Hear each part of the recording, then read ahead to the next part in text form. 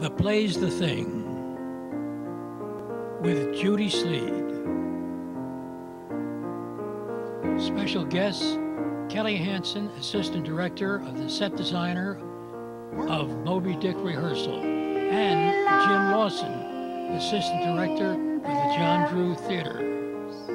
Now here's Judy. Hi, Carrie. Oh, it's Lee. I'm sorry.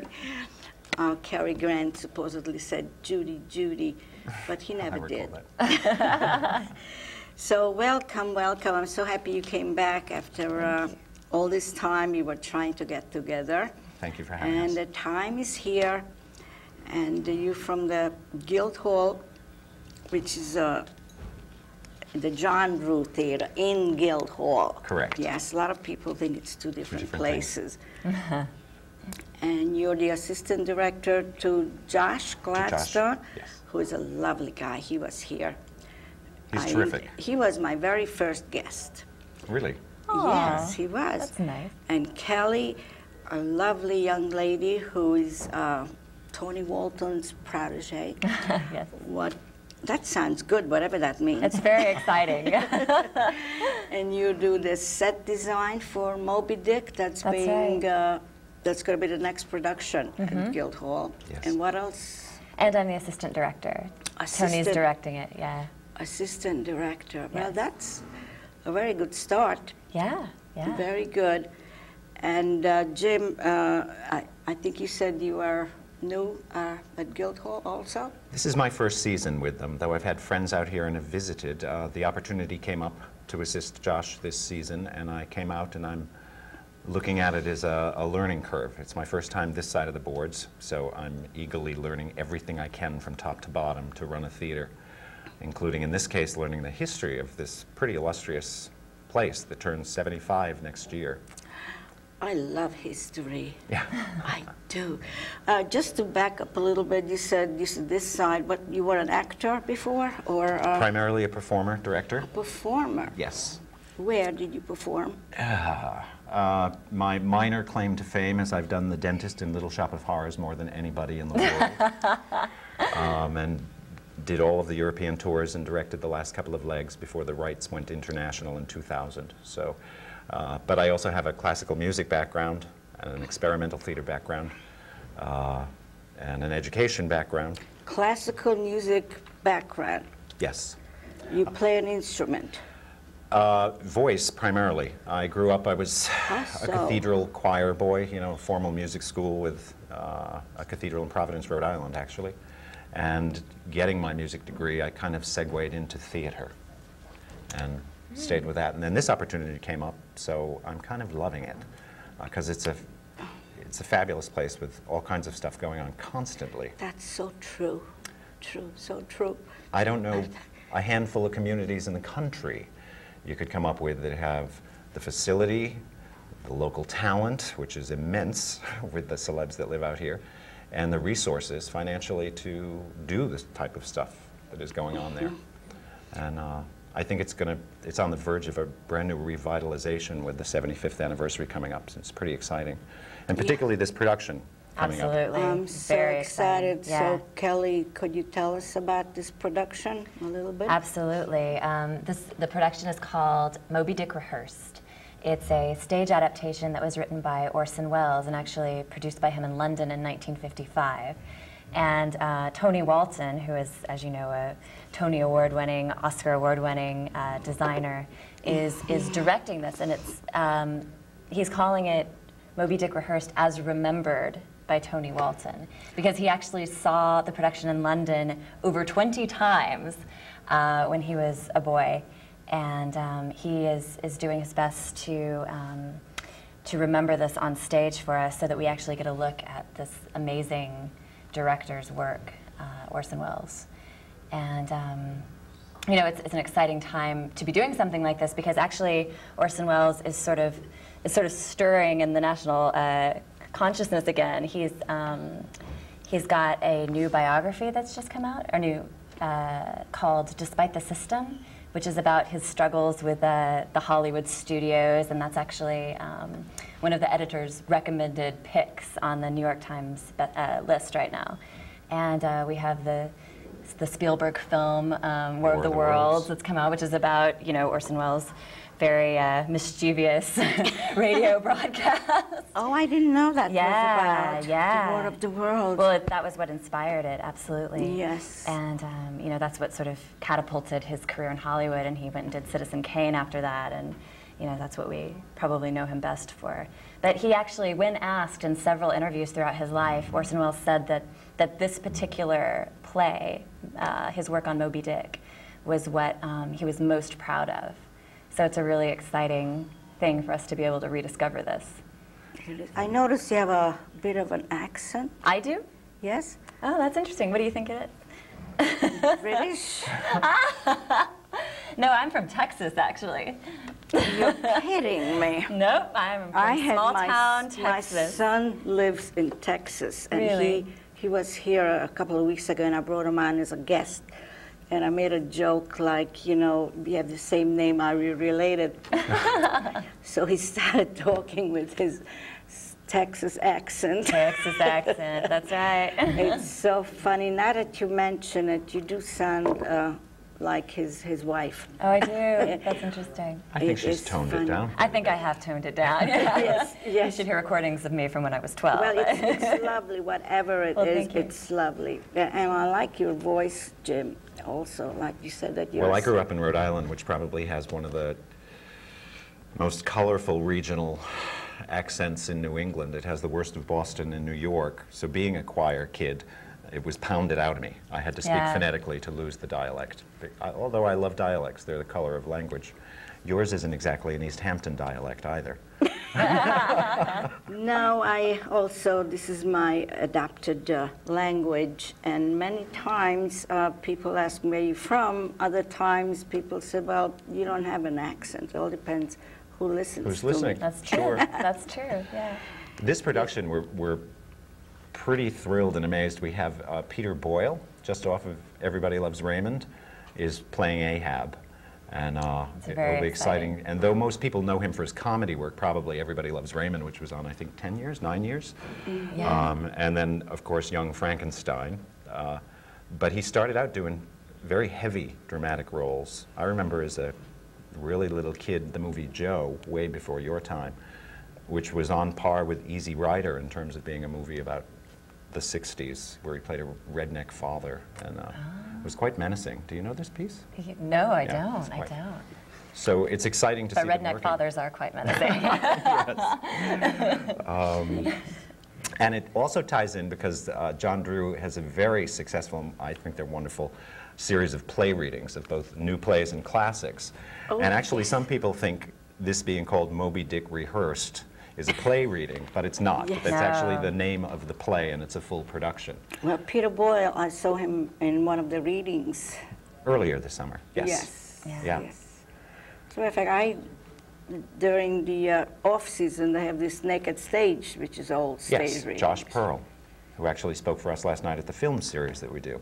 The different series going on in the one theater is quite amazing. The play readings this summer, we've had people like Mercedes Ruehl, Diana Wiest, Harris Yulin, Ed Asner, I Dean have his Merrill. autograph, You do.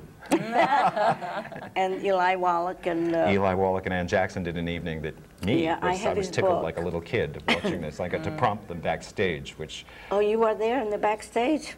but I didn't really need to prompt them. The joy of watching them is they're like tennis Oh, I players. know. They've played Yes. together so long that if there was so much as a flub, the other one would counter and pick it up, and Yes. it was like watching them waltz. I loved Yes. watching that. It was really a treat. Great. And these are all locals out here. You know, so I know, you could call it a community theater, but Yeah. the quality of the participants And you is were extraordinary. talking about the history. I'm so anxious to know more about the not Guildhall, it's the John Drew Theater. Guildhall John Drew Theater, I might be wrong on this. I'm not sure whether they 74 years ago and 31 opened. And I think the galleries, though they were originally intended, didn't come till a couple of years later. And now actually they're very prestigious national galleries. We have an exhibit of Rauschenberg opening this weekend that is kind of prominent artist. But it was one of the first places that Warhol and Jackson Pollock was shown. It's all under the same roof. But it was built, again being from Rhode Island, as part of the Straw Hat Circuit, which was a series of summer theaters that, with the help of pre-air conditioning, you would get major Hollywood and Broadway stars who want to get out of the city for the summer. And at the John Drew, I actually have found in the basement, people have been bringing me stuff on the history. Somebody gave me a handwritten calendar of all the events from 31 to 72. Bela Lugosi did Dracula live on stage there. And that's exciting, isn't I found it, Kelly? these old very exciting, cardboard posters. These are from the 50s. Wonderful. Mary Astor doing a pre-Broadway piece. Hermione Gingold, Sticks and Stones. This is 56. And then these I found amazing from the 40s, a very big year for, decade for celebs out there. Helen Hayes at the John Drew. And then this is a theater buff. Thornton Wilder, not only having written Our Town, but he was in it as the narrator. So this is pretty historic. And this is 46. And the next week, in small print, is Olivia de Havilland. Yes. Yeah, second bill. Wow. Well, I have a little tidbit of information. Did you know that there was a play called Reclining Figure and on Broadway, and Mike Wallace was in it. Mike Wallace. Okay. Yes. No, I Commentator. didn't know that. Yes. See that? Oh, wow. See, now you learned something. Yes, it did. Yes, it did. I wanted to say that for so many times. It has a lot of history, and I do love history. And I will just put these up when they rebuild it and put them up, Yes. and so everybody could see it, how old it is. Well, we're closing September of next year for a renovation of the Good Old Girl, the theater. The galleries have been redone recently, but increasing the office space, but particularly on the stage, raising the proscenium, putting in more wing space, changing our The seats. beloved but cranky old air conditioner, which kind of grunts, and then the seats. Yes, Yes, yes, the Judy, the seats will be completely brand new. And if you're very good, you might have your name on one. Yes. But it's a major renovation, which it And needs. then, but we Great. have to find a place where to perform. That will be interesting, and we're already playing with ideas of whether it could be, you know, John Drew on the move while this is happening, if it could be... Oh, you have out- to. You can't just abandon the whole thing. The show must go No on, one, you know? no one is told- abandoning the place. If anything, during the renovation time will probably be a very innovative time for the programming to keep it alive and keep it going. Oh, that's good to know. Yeah, it's kind of Good exciting. to know. It's kind of Yes. exciting. And it's, theatrically, we do more play readings than actual productions. The heavy season is right now, and then this season, for example, we opened with a classic directed by Josh, Hamlet, and then we're closing with a full production of Moby Dick Rehearsed. But the hall has grown to be such a house of variety that we do 5 or 6 different shows, types of shows a week. So there's discussion of whether blocking 3 weeks of one show should be done outside of the season. And it's feasible that we could expand the season in either direction with more adventurous and ambitious productions in each end. These are all things in discussion. It's Well, again a that's very curse, exciting, a yeah. curse of options. Can to I have to sit deal in with. on those discussions? We'd love to hear anybody's opinion. It is primarily, as it says above the door as you go in, this building was built to bring music, theater and music to the community, to build the galleries, to expose the population to art and increase the citizenry of our community. Increase That's the a bad citizenry. paraphrase. But Yeah, the what does point of that it mean? is, Increase the citizenry. well, that it really is a community building. Bring people together. Yes, and That's what it expose means. them to the arts and educate them to the arts. Particularly, I was hearing one of your previous guests talk about theater. As someone who's been on both sides, I think theater, like classical music, is an acquired taste. And with television and 15-minute commercial breaks, you know, every 15 minutes, any actor will tell you, you can feel in a live audience a restlessness every 15 minutes. I was lucky enough to grow up in a state small enough where every high school kid was shipped to, in my case, Trinity Square Theater, run by Adrian Hall. So I have friends my age who are not into theater at all, but they grew up on it and they go to the theater. So we have, one of the things at the John Drew is they have a very literate, very opinionated, and very graying audience. I would love to introduce a younger generation to the joys of live theater, but it's something that is an acquired taste. Well, and it that's always pays off. certainly one of the wonderful things about this production, you know, and Tony Walton, the director, keeps talking about this, is that, you know, even one of the preeminent designers in London has been quoted recently as saying that movies have been stealing from theater for 100 years now, and it's payback time, you know, and sort of encouraging theater designers to steal from movies. But Tony is very intent on, you know, playing out the theatricality of using the tools of the theater to tell the story, not making it cinematic, but making it a very, very theatrical piece, and taking the audience on a really wonderful ride. And it's been very exciting. I've been in all the rehearsals as the assistant director, and you know, they're through movement and stage effects, they're telling this incredible story that, you know, we're all familiar with. And unlike movies and TV, theater requires a less passive audience. And in this particular production, we don't have a whale on stage. No. The audience is required to help conjure up the whale, which is, I think, a wonderful mental exercise to be forced upon an audience.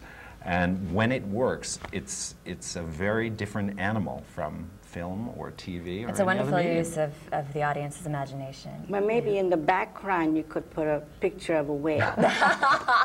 Maybe. So we could conjure up there. Here's an example, though. I'm running a film festival last night, and this distinguished elder gentleman comes up, and he says, "Oh, you're doing Moby Dick. My last series of paintings, that was a nautical theme, and I happen to have done a painting of Moby Dick. Would you like to use it?" I'm like, "Oh, that's very sweet. Maybe we could." Well, it's Klaus Hui, a rather renowned artist who just had a whole retrospective in the galleries about last winter.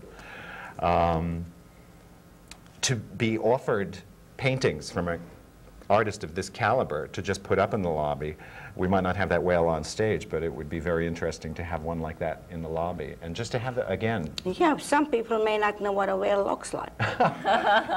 Well, use your imagination. Well, and this play will community seems to be require- a little bit more familiar with that because, of course, it was originally seafaring history. a whaling community, and Oh, it so it's was, such a yeah. great place to do this play because the play is actually what Orson Welles did was he staged it in a like a Victorian era rehearsal of actors. So it's turn of the century. A group of actors comes in and they decide to do, this.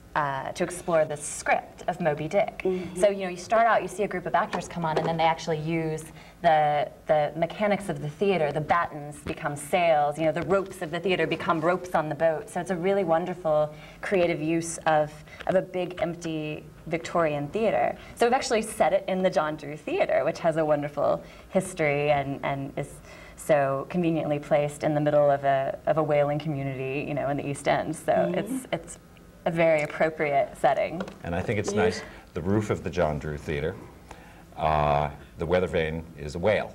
So we've got a little free advertising going on for that. All you need, look at the roof and there's a whale circling. There you go. See, I never looked up. I'm Now, finding next that time. people have grown so used to that beautiful little building being there that they're like, oh yes, and that quote that I just demolished on the front of the building that talks about its purpose. People are like, oh yeah, I know there's something written there. What is it about?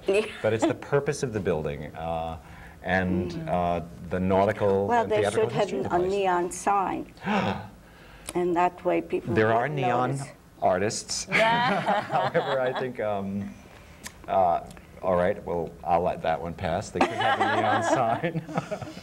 I was going to, you said you're from Texas. How I did you end up here in the Hamptons? Well, actually, I'm only in the Hamptons for this production. I came out to be a part of this show and to work with Tony, but I actually live in the city. And I ended up there because I came to do theater. And that's a wonderful place to be to do theater. All by your lonesome you came from Texas? Yes. Well, I came actually by way of California. I went to graduate school in San Diego, and then I moved out to the city, and actually started working with Tony about 3 years ago. You And, did? yeah, Where? She was 12. I was 12. Yeah. Exactly. I originally assisted him, the first show I assisted him on was a show that he was doing at Radio City Music Hall.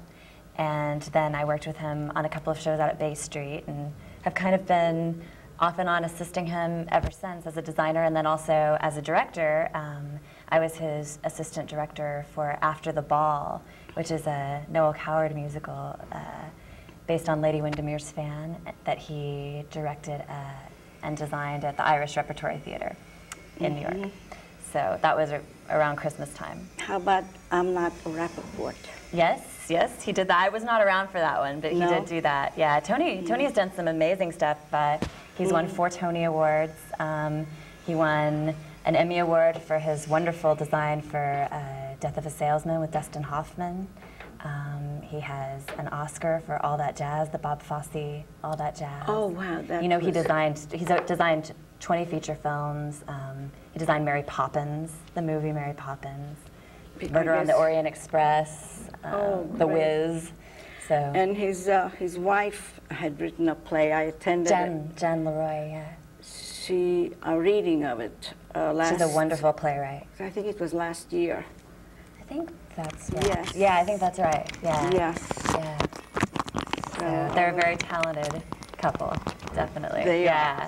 Yeah. In Small Worlds in the research again, Bob Fosse did several summers here as a kid performer, and then did well. How and wonderful. they did a pal Joey here, Sheldon Harnick, who lives out here, involved with that, and then of course his wife, Bob Fosse's wife, Gwen Verdon, did many performances here in her day.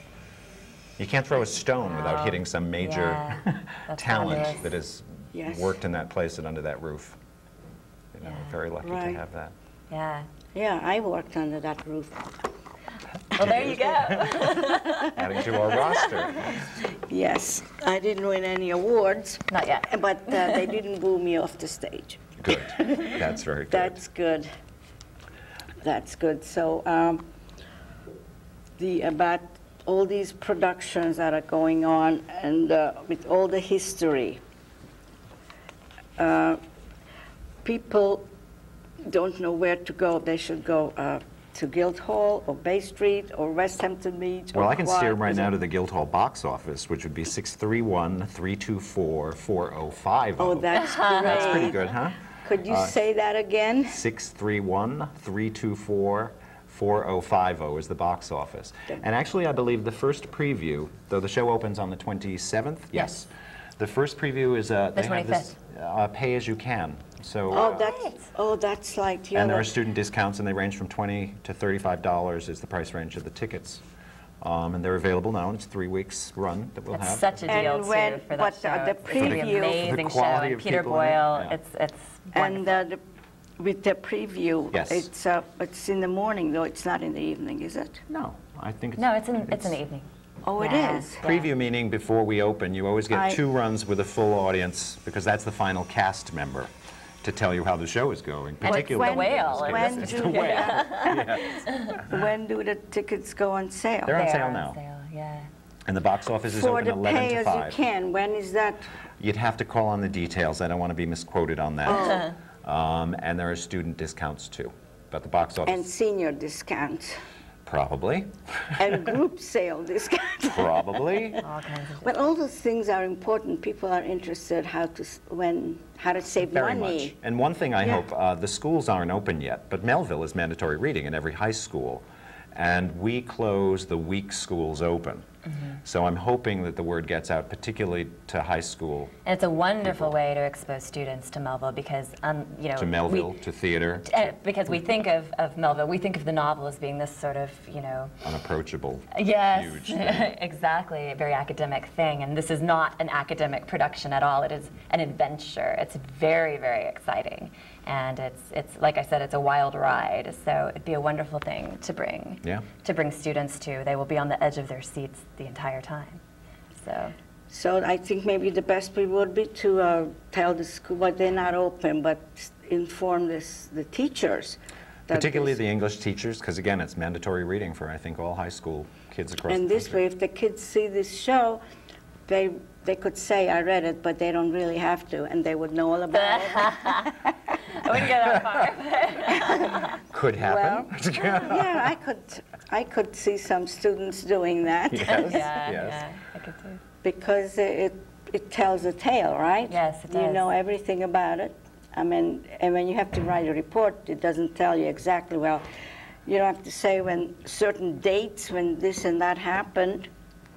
But then again, they could look that up. Yeah, I don't know if it's such a substitute because I think the novel is about 600 pages, and our show is actually only 90 minutes long. So it's a I think it's much like comparing a painting of Moby Dick to the movie with Gregory Peck of Moby Dick to the book Moby Dick to this theatrical creation, which is a different animal. Did you ever hear of the word haiku something? Haiku? It's a form of, Haiku. yes. What is that? It's a type of Japanese poetry that is a certain amount of Well, syllables. exactly. I think I just read someplace that there is a book out where they have like 100 books. In haiku. Yeah. Narrowed down to a 5-sentence. That's one way like to do it. 3. As opposed to Cliff's Notes, now we have haiku versions of Yes, I thought it was just amazing what people do. Yeah. That makes sense.